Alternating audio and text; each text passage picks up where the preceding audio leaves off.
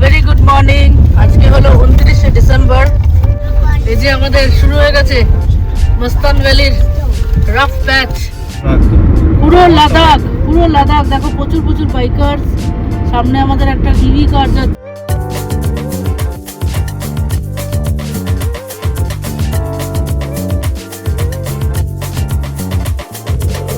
Very good morning. আজকে হলো 29শে December 2025। আজকে আমাদের পোস্তর জন্মদিন। দিনটাকে এখন থেকে শুরু করলাম। 5:30 বাজে ভোর, আর আমাদের কনভয় বেরিয়ে গেছে। এই দেখতে পাচ্ছ প্রচুর গাড়ি যাচ্ছে। আমরা যাচ্ছি আজকে lower Mustang Muktinath temple. Lower Mustang is same like Ladakh, অনেকটা ওই ধরনের রাস্তা। তো আজকে যারা আজকে কনভয়তে এসছে তাদের আজকে এক্সট্রিম পরীক্ষা, সেটাই বলেছে আমাদের রয়। দেখা যাক কেমন হয়। Experience will share with you. তো লেটস গেট স্টার্টেড। আমরা অলরেডি স্টার্ট করে ফেলেছি। একসাথে 33টা গাড়ি দৌড়াচ্ছে। তো চলো দেখা যাক কেমন কি ওয়েদার, কেমন কি অবস্থা। সকাল 11টায় মোস্টলি আমরা পৌঁছবো জায়গাটায়। ওখানে -12 থেকে 13 ডিগ্রি কালকে অবধি ছিল। দেখা যাক, চলো দেখতে থাকি। তো গুড মর্নিং এভরিওয়ান। আজকের ব্লগ তো অলরেডি শুরু হয়ে গেছে একদম ভোর রাতে। আর আজকে আমরা যাচ্ছি হচ্ছে মুক্তিনাথ, আর লোয়ার মুস্তান দিয়ে আমরা যাব মুক্তিনাথে। আজকের ড্রাইভটা খুবই এক্সাইটিং হতে চলেছে, কারণ আজকের রাস্তাগুলো প্রচণ্ড ডেঞ্জারাস অ্যাজ পার রয়, এবং আমি নিজেও ভিডিও দেখেছি। প্রচণ্ড মানে এবড়ো খেবড়ো, নানা রকমের নদী, জল, ঝর্ণা সব কিছুর ওপর দিয়ে গাড়ি যেতে পারে, আর চারিদিকে ভয়ঙ্কর রূপের সব পাহাড়। তো আজকের রাস্তায় দারুণ দারুণ সব দৃশ্য আমরা দেখতে চলেছি, ল্যান্ডস্কেপ অসাধারণ। তারপর আমরা যাব মুক্তিনাথে। ওটাও অনেকটা উঁচুতে, ওখানে অক্সিজেন লেভেল অনেকটা কম থাকে, প্রায় 14,000 ফিটের ওপরে মনে হয় ওটা। তো চলো তাহলে আজকের ব্লগটাকে এখান থেকে শুরু করা যাক। অলরেডি শুরু হয়ে গেছে ব্লগ। তোমরা আগের ব্লগে দেখেছিলে আমরা কি করে পোখরা এলাম। পোখরায় এসে আমরা পোখরা নাইট লাইফ একটুখানি এনজয় করলাম। ওখানে স্ট্রিট মার্কেটে গেছিলাম, তো খুবই ভালো ছিল সেটা। আর আমাদের হোটেলটা কিন্তু সত্যি খুব ভালো চয়েস করা হয়েছে, খুব ভালো, খুবই গ্র্যান্ড। আর এখানে দেখো এই ছোট্ট যেটা, এটা কিন্তু ব্রিজ, এটা একটা হেঁটে পথ, মানে পাহাড় টু পাহাড় এইভাবে মানুষ কানেক্ট করে, এইভাবে মানুষ যায়। মানে অসাধারণ এখানের যে লাইফস্টাইল, এখানে যে মানুষজন, মানে এত ভালো লাগছে না। মানে আমরা এগুলো একটা সময় হয়তো 90s কাটিয়ে এসেছিলাম, সেরকমই আর কি। আর পাহাড়ের জীবনযাপন তো নিয়ে কোনো কথা বলাই নেই, ওটা একদমই অন্য ধরনের হয়। সেই এক্সপিরিয়েন্স হয়তো অভিজিৎ কিছুটা দিতে পারবে, কারণ ওর ছোটোবেলাটা পাহাড়ে কেটেছে। যারা জানো না তাদেরকে জানাবার জন্য আরও বললাম। ও অরুণাচলে থেকেছে প্রায় 19টা বছর। তো ওর কাছে লাইফস্টাইলটা জানা অনেকটা, যে পাহাড়ে জীবনযাপন করতে গেলে কি কি মানে প্রবলেমে পড়তে হয় এক এক সময়, বা কি কি অবস্ট্যাকলস আসতে পারে। আবার আর একটা জিনিস হচ্ছে, আর এতটা সুন্দর, নো পলিউশন, মানে একদমই পলিউশন ফ্রি। তো সেটাও একটা জিনিস। তো খুব সুন্দর, খুব সুন্দর। তো আমরা এখানে এখন দাঁড়িয়েছি, দেখো আমাদের কনভয় দাঁড়িয়ে আছে। আর এই হলো, দারুণ দেখতে লাগছে, দারুণ, জাস্ট টু গুড।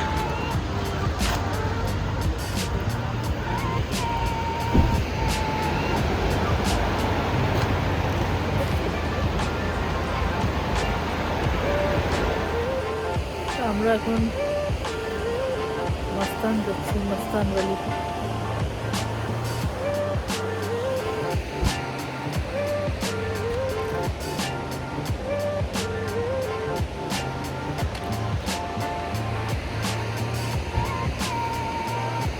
এই যে আমাদের শুরু হয়ে গেছে মস্তান ভ্যালির রাফ প্যাচ।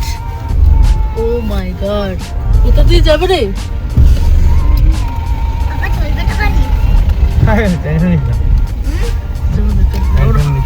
চলতে পারে, তুই মন দিয়ে বস, একদম মন দিয়ে বস, মানে বেশি কথা না।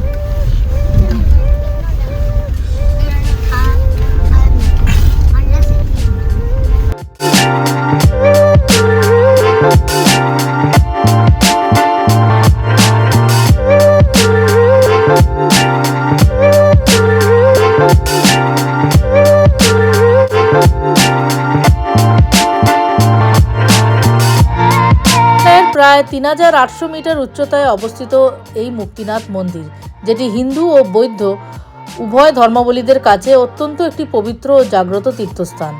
হিন্দুরা একে মুক্তি ক্ষেত্র বলে বিশ্বাস করেন, যেখানে ভগবান বিষ্ণু শালগ্রাম শিলারূপে অবস্থান করেন। অন্যদিকে বৌদ্ধরা একে চুম্বিক গ্যাস্তা বা শতধারার স্নান হিসেবে শ্রদ্ধা করেন। মন্দিরের চত্বরে অর্ধবৃত্তাকার ভাবে অবস্থিত 108টি পবিত্র জলের ধারা, জলের কল রয়েছে, মানে যেখান থেকে অটোমেটিক জল আসছে, 108টি রয়েছে এবং এই 2টি পবিত্র কুণ্ড রয়েছে, যেখানে ভক্তরা পাপ মুক্তির কামনায় স্নান করেন। দুর্গম পাহাড়ি পথ পেরিয়ে এখানে পৌঁছাতে হয়, তবে মন্দিরের প্রাকৃতিক পরিবেশ এত সুন্দর আর এই গ্যাসের যে শিখা এক অলৌকিক এবং প্রশান্তিময় অনুভূতির সৃষ্টি করে। এখানে হেলিকপ্টার সার্ভিসও রয়েছে, এখানে ঘোড়া রয়েছে, তোমরা যে কোনোভাবেই এখানে যেতে পারো। আর এখানে একটা জিনিস আমি বলতে চাই, সেটা হচ্ছে এখানে অক্সিজেন লেভেলটা একটু কম থাকে, তো ওখানে গিয়ে কিন্তু হঠাৎ করে ডিজিনেস বা হয়তো মাথা ঘোরানি, গা বমি বমি ভাব এগুলো হতেই পারে, তো বেশি করে ডিহাইড্রেটেড থাকতে হয়। দেখা যাক আমরা কি করতে পারি, দেখাচ্ছি তোমাদের। নেপালের লোয়ার মুস্তাং উপত্যকা তার অনন্য প্রাকৃতিক সৌন্দর্য এবং আধ্যাত্মিক গুরুত্বের জন্য পরিচিত। ধৌলাগিরি এবং অন্নপূর্ণা পর্বতশৃঙ্গের মাঝখানে অবস্থিত এই উপত্যকাটি একটি উচ্চ মরুভূমি বা শীতল মরুভূমি, যেটাকে আমরা রেইন শ্যাডো এরিয়া বলি, সেই হিসেবে পরিচিত, যেখানে রুক্ষ পাহাড় এবং গভীর গিরিখাত দেখা যায়। এই অঞ্চলে প্রধান আকর্ষণ হল পবিত্র মুক্তিধাম বা মুক্তিনাথ মন্দির, যা হিন্দু ও বৌদ্ধ উভয় ধর্মাবলম্বীদের কাছে অত্যন্ত পবিত্র তীর্থস্থান। এখানকার কাকবেনি এবং মারফা গ্রামগুলি তাদের প্রাচীন স্থাপত্য, আপেল বাগান এবং অনন্য তিব্বতী সংস্কৃতির জন্য পর্যটকদের কাছে এটি একটি অত্যন্ত জনপ্রিয় জায়গা। আর এখানে দেখো আমরা কিন্তু এগিয়ে চলেছি দুর্গম দুর্গম রাস্তা পেরিয়ে। আমাদের আগে কিছু গাড়ি আছে, আমাদের পিছনে অনেকগুলো গাড়ি রয়েছে, তো কনভয় কিন্তু যাচ্ছে। আর এখানে যেহেতু ওয়াকি টকিটা নেই, সেজন্য একটু অসুবিধা তো অবশ্যই হচ্ছে, তারপরে নেটওয়ার্কের ইস্যু আছে এখানে, তো আমরা নিজেদেরকে এক একটা ছোটো ছোটো গ্রুপ বানিয়ে কিন্তু যাচ্ছি। কনভয়ের থাকার কিন্তু অনেকগুলো প্লাস পয়েন্ট থাকে, যেমন একসাথে যাওয়া যেতে পারে। পুরো কনভয় যদি একসাথে নাও থাকে, তোমরা 3জন 4জন করে এক একটা ছোটো ছোটো গ্রুপ করে যেতে পারো। কেউ বিপদে পড়লে আরেকজন অপরকে ইমিডিয়েটলি হেল্প করতে পারে, তো সেগুলো তো আছেই। মুস্তাংয়ের দুর্গম এবং অফরোডিং রাস্তার জন্য সাধারণত গাড়ির দরকার হচ্ছে 4 হুইল, মানে 4x4 কার হলে ভালো হয়, মানে জিপ বা কোনো শক্তিশালী পাহাড়ি মোটরসাইকেল, নইলে অন্য গাড়িও যাচ্ছে। ইভেন আমাদের আজকে সিরান কারও এসছে, হন্ডা সিটি এসছে।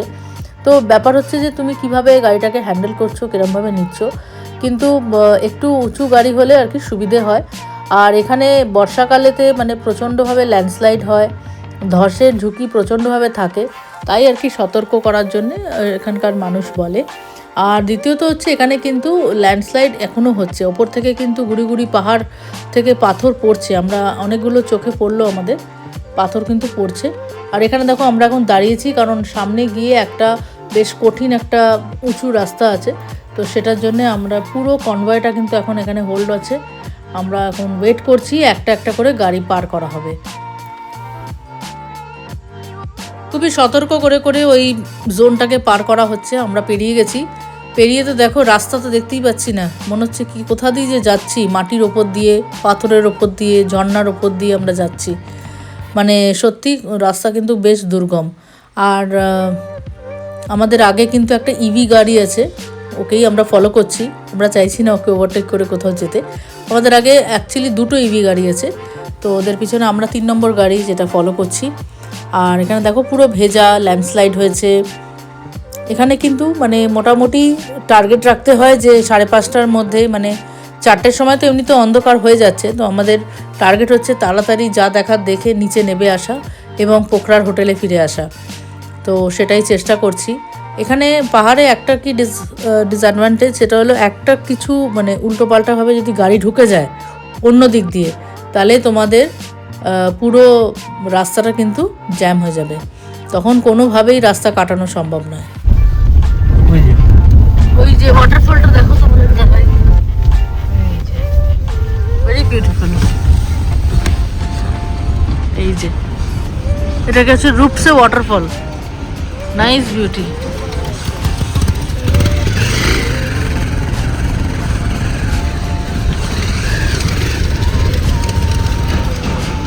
তো আমার কিছু পার্সোনাল এক্সপিরিয়েন্স আমি শেয়ার করতে চাই। পাহাড়ে যদি জার্নি করো বা এরকম যদি দুর্গম পাহাড় হয়, আমি উটি, কুর্গ বা মুন্নার বলছি না, আমি হিমালয়ান রেঞ্জেস বলছি, এরকম কঠিন কঠিন পাহাড়ে যখন জার্নি করবে, চেষ্টা করবে পেটে যেন খাবার থাকে, পেটে সবসময় খাবার রাখবে, মানে মোটামুটি একটু হেলদি কিছু, মানে ধরো ইডলি বা ব্রেকফাস্টটা করে এসো, অয়েলি জিনিসকে অ্যাভয়েড করো, কিন্তু খাবারটা খেও।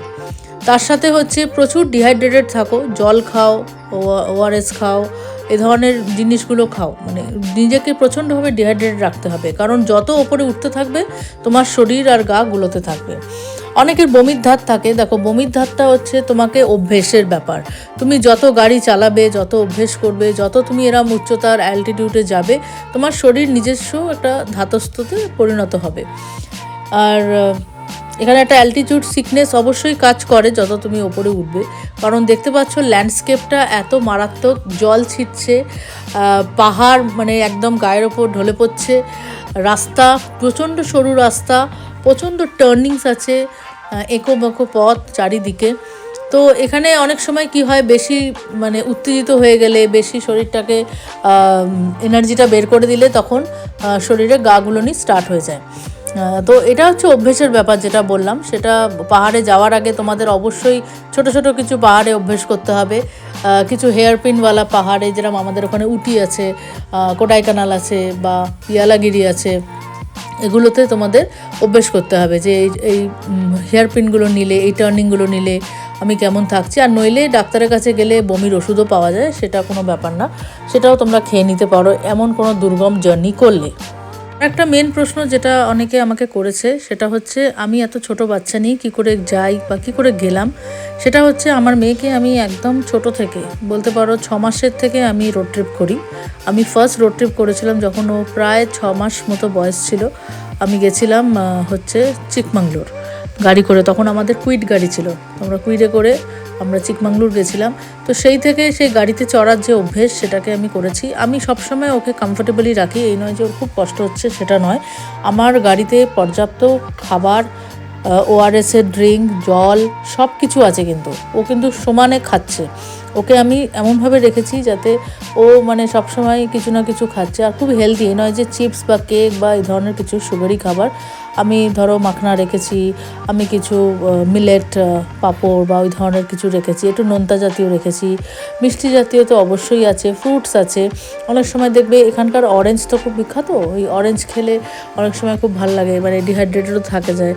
তো এই ধরনের তো আছেই। আর তার সাথে অভ্যেস যেটা বললাম, ওকে ওইভাবে আমি অভ্যেস করিয়েছি। ও যখন 3 বছরের ছিল, আমি ফার্স্ট সবথেকে বড় রোড ট্রিপ করেছি ব্যাঙ্গালোর কলকাতা, আসা যাওয়া সব মিলিয়ে। ফেরার সময় আমরা আসানসোল থেকে এসেছিলাম, তো সেটা তো অবশ্যই আছে। তো গাড়িতে চড়া বা গাড়ি নিয়ে কোনো কথা হবে না, সেটা পুরোপুরি অভ্যেসের ব্যাপার। আর দ্বিতীয়ত হচ্ছে যেটা সব থেকে জরুরি, সেটা নিজেদের খাওয়া দাওয়াটা যেন মেনটেন হয়, প্রোটিনটা যেন একদম টাইমলি খাওয়া হয়। আমি মেক শিওর করছি ও যেন সারাদিনে মিনিমাম 2 থেকে 3টে যেন ডিম খায়, কারণ চিকেন খেলেও তো খুবই ভালো। যখন আমরা বাড়িতে যাচ্ছি বা মানে হোটেলে যখনই যাচ্ছি, ব্রেকফাস্ট করি বা ডিনার করি, আমরা চেষ্টা করছি যাতে প্রোটিনটা খাওয়া হয়। যেরকম সকালে আমি চেষ্টা করেছি যাতে একটু অমলেট খায়, বা ইডলিটা তো অবশ্যই খাবে যাতে পেটটা ভরা থাকে, সাম্বার খেলো তো ডাল একটু খেলো তো একটু প্রোটিন গেল, আবার রাত্রিরে হয়তো এরকম কিছু একটা ব্যবস্থা করব। আর সেটা শুধু ওর জন্য নয়, সেটা আমরা নিজেদের ক্ষেত্রেও মেনটেন করার চেষ্টা করছি। আমি যেরকম সবসময় চেষ্টা করছি আমি যেন আমার পর্যাপ্ত চিকেনটা খেয়ে নিই, কারণ প্রোটিন কী করে, তোমার বডিটাকে হিল করার চেষ্টা করে। তো তুমি যতই জার্নি করো, তোমার ওই যে শরীরে যে একটা ব্লটিং তৈরি হয়ে যায় না, শরীরটা আস্তে আস্তে ফুলতে থাকে যখন তুমি কোনো ট্রাভেল করো, সে ট্রেন হোক, গাড়ি হোক, যাই হোক। তুমি পুরো পর্যাপ্ত একটা এনার্জি সবসময় পেতে থাকো। তুমি যতই ট্রাভেল করো, তুমি কিন্তু এনার্জি লেস হবে না, তুমি সবসময় কিন্তু স্টেবল থাকবে আর একদম ফিট অ্যান্ড ফাইন থাকবে। তো এগুলোই হচ্ছে ছোট ছোট কিছু জিনিস যেগুলো আমি সবসময় যে কোনো রোড ট্রিপে মেনটেন করি।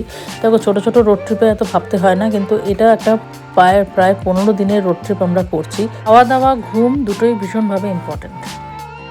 এ দেখো সামনে প্রচুর প্রচুর ইয়াক যাচ্ছে,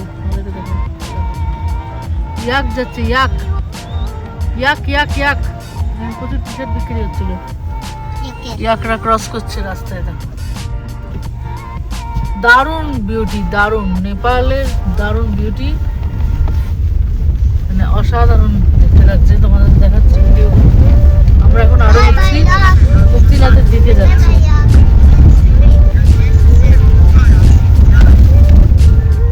আমরা এই ট্রিপটা প্ল্যান করছিলাম তখন মানে খেলার ছলেই আর কি বলতে পারো নামটা লেখানো হয়েছিল। তারপর আস্তে আস্তে আমরা ব্যাপারটাকে সিরিয়াসলি নিলাম। আর এই ট্রিপের আইটিনারিতে এই মস্তান ভ্যালি আর মুক্তিনাথ, মেনলি মস্তান ভ্যালির যে ভিউ, এর যে সৌন্দর্য যেটা তোমাদের দেখাচ্ছি এক মুহূর্তে, এটার জন্যই মানে আমরা আরও হ্যাঁ বলেছিলাম। মানে নেপাল যাব, মস্তান ভ্যালি যাব, দেখবো। তার সাথে তো কাঠমান্ডু পোখরা অবশ্যই আছে। এটা মানে অন্য দেশে আমরা রোড ট্রিপ করবো, ক্রস বর্ডার রোড ট্রিপ, মানে ভাবাই যাচ্ছে না। মানে এটা একটা ঐতিহাসিক মুহূর্ত আমার কাছে। তবে প্রথম দিকে আমি খুব একটা সিরিয়াস ছিলাম না ট্রিপটা নিয়ে, ভাবছিলাম যাব কি যাব না, কি করব কি না। অনেকে বলছিল কি করে যাব বাচ্চা নিয়ে, বাড়ির লোকও অবশ্যই চিন্তায় ছিল। বাট নিজেকে যদি কনফিডেন্স দিতে পারো, নিজের মনে যদি জোর রাখতে পারো, তাহলে জানবে পৃথিবীর সব কিছুই সম্ভব তোমার কাছে। তো আমি নিজেকে জোর দিলাম, বিকজ দেখো অভিজিৎ শুধু গাড়ি চালাচ্ছে, ওর গাড়ি চালানোর একটা হেডেক থাকে অবশ্যই। তার সাথে ওর যে অ্যাজ এ কী বলবো কো প্যাসেঞ্জার বা বাসের যে কন্ডাক্টর হয় সেরকম টাইপের আমি। তো আমি ওকে সমানে চেষ্টা করছি সব কিছুভাবে এন্টারটেন করার। আমরা এখন যাচ্ছি এলাকার মানাবার মুক্তিনাথ টেম্পল। ওখানে 350টা সিঁড়ি আছে, দেখা যাক কি হয়। সবার কি সিচুয়েশন সেই বুঝে আমাদের আগে একটা গাড়ি, 3টে গাড়ি আছে, বাকি গাড়ি সব পিছনে পড়ে গেছে, কারণ ট্রাফিক আটকে গেছে আর অনেক পারমিট চেক অনেক কিছু আছে। তো মুক্তিনাথ আর মস্তান ভ্যালি আসার জন্য এখানে লাগবে হচ্ছে পারমিট, 800 টাকা করে পার পারমিট। তো পার হেড 800 রুপিস। আর বাচ্চাদের 6 ইয়ার্সের নিচে কোনো টাকা লাগবে না, 6 ইয়ার্সের উপরে টাকা লাগবে। আর এর সামনে লোয়ার মস্তান ভ্যালি, সব রাস্তা, চারিদিকে পাহাড় শুরু হয়ে গেছে।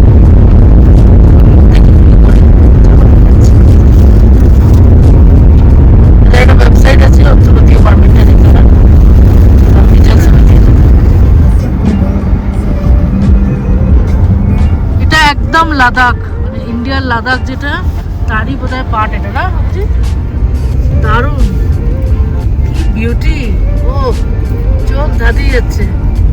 চারিদিকে শুধু মাউন্টেন, গাছপালা নেই কিন্তু পুরো ড্রাই, এখন আর কোনো গাছ নেই। যেরকম লাদাখে থাকে সেম জিনিস, এটা লাদাখের একটা পার্ট। আর রাস্তা কিন্তু প্রচন্ডভাবে প্রো হতে হবে। এক্সইউভি 500 নিয়েও লোকে রাস্তা পার করতে পারছে না, ড্রাইভারের হেল্প নিচ্ছে। মানে বুঝতে পারছো তো, যে ড্রাইভারকে প্রচন্ডভাবে টেকনিক্যালি স্ট্রং হতে হবে, তবেই কিন্তু রাস্তায় চালানোর ক্যাপাবিলিটি রাখতে হবে। তো এই হলো বিউটি, খুব কি বিউটি, পুরো লাদাখ লাদাখ।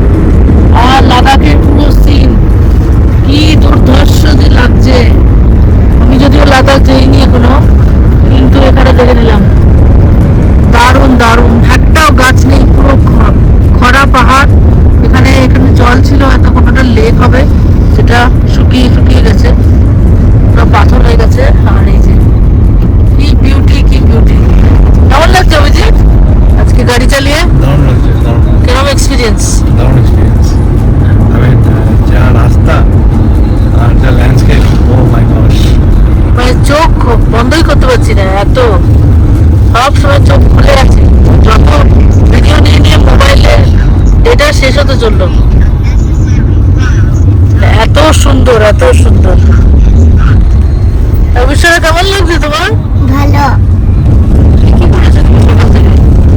ভোরবেলা বেরিয়েছো, তারপরে আমি আমার ভাইয়ের জন্য বার্থডে কার্ড বানালাম, বিকজ আজকে আমার ভাইয়ের বার্থডে। ও আজকে 5 হতে গেল, বাট আমাদের দেখেছে ওর পার্টিতে হলো 9th জানুয়ারি, যেটা আমরা এখন ভ্যাকেশনে আছি বলে। আজকাল ওর রিয়েল বার্থডে 9th জানুয়ারিতে ওর পার্টিটা আছে। আচ্ছা আচ্ছা, তোমার এখন কিরম লাগছে এবার এই এত সুন্দর সুন্দর স্নো মাউন্টেন দেখলে? তুমি স্নো মাউন্টেন গুলো দেখেছে, মনে হচ্ছে যে মুক্তিনাথে পৌঁছে গেছি, আর যেন আমি ওই মাউন্টেনে স্নো গুলো একটা করে নিয়ে যাই। আচ্ছা, এটা তো একটা পাহাড়ের মধ্যে কি সুন্দর মন্দির।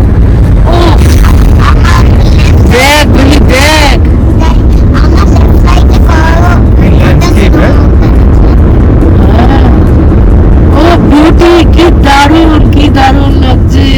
মুক্তিনাথ পুরো লাদাখের মতন লাগছে। এটা মস্তান ভ্যালি বেবি, মুক্তিনাথ না। আমরা এখন মুক্তিনাথের দিকে যাচ্ছি। এটা মস্তান ভ্যালি, মানে দুর্ধর্ষ। জাস্ট দেখো এখানে মাউন্টেন, এগুলো পুরো কিন্তু বরফে ঢেকে যাবে জানুয়ারি ফেব্রুয়ারিতে পুরো।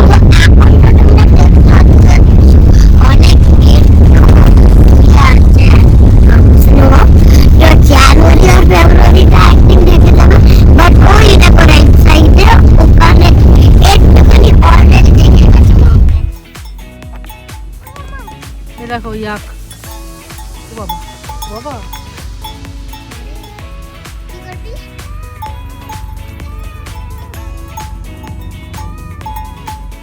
ইয়াক যাচ্ছে।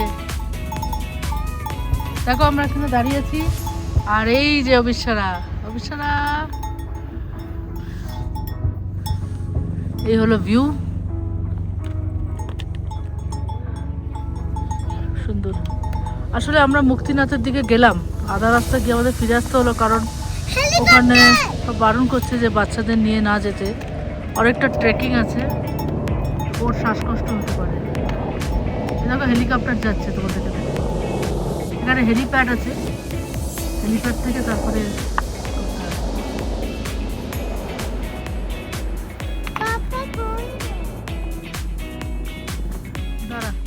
তো যেমনটা বললাম, আমরা মুক্তিনাথের আধা পথ অব্দি গেছিলাম, বাট ওখানে 2-3 জন বললো যে ছোট বাচ্চার প্রবলেম হতে পারে, আর অভিজিতের ডিজিনেস হচ্ছে।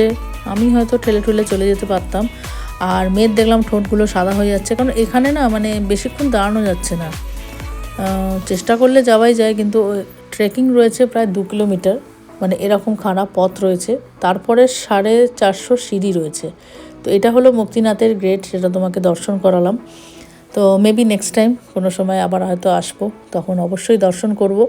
এটা একটা মেজর মিস, বাট বললাম যে আমরা ভাবলাম যে না, মেয়ের সেফটির জন্যে ইটস ওকে। এবং আমাদের সাথে এখন অনেকগুলো ফ্যামিলি আবার ব্যাক করে যাচ্ছে, অনেকেই যেতে পারেনি, তো ওরা ফেরত চলে যাচ্ছে। আর তো চলো তাহলে এখন যাওয়া যাক ব্যাক টু হোটেল। আমরা এখন অনেকগুলো গাড়ি ব্যাক করছি, এখন যাব কোথাও একটা লাঞ্চ করব, অনেকক্ষণ ধরে খিদেও পেয়েছে, আর এখানে না বেশিক্ষণ ভালো লাগছে না, মানে খুব ডিজিনেস হচ্ছে। তো এখন নিচের দিকে যাই। আজকের ব্লগটা কেমন লাগলো অবশ্যই জানিও। তোমাদেরকে একটা কথা বলি যে একজন কন্টেন্ট ক্রিয়েটর হিসেবে একটা ভিডিও করতে, এডিট করতে কিন্তু অনেক শ্রম ও সময়ের প্রয়োজন হয়, সেটা আশা করি তোমরা জানো। আর ভিডিওগুলো যদি আপনাদের সত্যি ভালো লাগে বা ভালো লেগে থাকে, বা যদি বা কোনো কাজে আসে, যে কোনো ভিডিও হোক মামার চ্যানেলের, তবেই কিন্তু আমার এই পরিশ্রম সার্থক হবে। যদি সত্যি ভালো লাগে তাহলে দয়া করে চ্যানেলটি সাবস্ক্রাইব করে পাশে থাকুন, এবং আপনার বন্ধুদের সাথেও শেয়ার করুন, কমেন্ট করুন। যত কমেন্ট করবে তত আমারও ভালো লাগবে, তত এনগেজিং করতে পারবো, আমরা নিজেদের মধ্যে কানেক্ট করতে পারবো। আফটার অল এটা তো একটা ফ্যামিলি, একটা পরিবার। মাইন্ড বাটারকে আমি অবশ্যই আমার পরিবারের মতো মানি। এই মুহূর্তে 4,500 ফ্যামিলি মেম্বার্স রয়েছে আমার চ্যানেলে, আর বাকি আমার ফেসবুক, ইনস্টাগ্রামেও আরও আনুষঙ্গিক আরও ফ্যামিলি আছে।